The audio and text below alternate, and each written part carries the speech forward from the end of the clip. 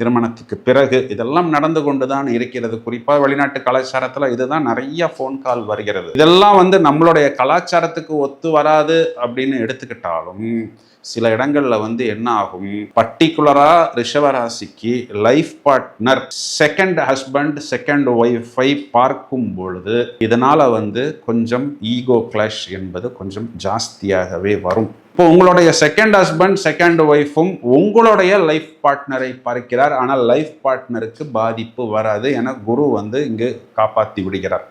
இப்போ இந்த second husband second wife இது காலகட்டங்களில் உங்களுக்கு பிரச்சனை அப்படிங்கிற மாதிரி இல்லை அப்படின்னாலும் எங்கே நீங்கள் கவனமாக இருக்கணும் அப்படின்னா, சீக்கிரமாகவே இந்த சாட்டான்கிறவர் மேஷத்தில் நீசமாகும் பொழுது உங்களுக்கு அது 7.5 சனியின் தொடக்கம் அப்படிங்கிற ஒரு அமைப்பில் வரும்.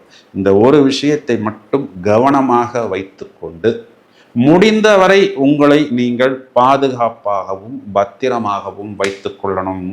இதில் என்ன நடக்கும் அப்படின்னா, மார்ஸ் அதாவது செவ்வாய் உங்களுக்கு 2ஆம் இடம் சொல்லக்கூடிய உங்களுடைய வாக்குஸ்தானத்தை குடும்பஸ்தானத்தை 7வது பார்வையாக பார்க்கும் பொழுது உங்களுடைய லைஃப் பார்ட்னர் பேசக்கூடிய அந்த ஒரு வார்த்தைங்கிறது தீப்பொறி போல் வரும், பிளாஸ்ட் ஆவது போல் வரும்.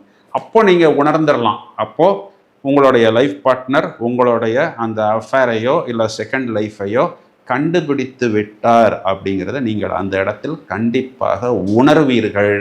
முடிந்தவரை நீங்கள் உங்களை பாதுகாப்பாக வைத்துக் கொள்வது புத்திசாலித்தனம்.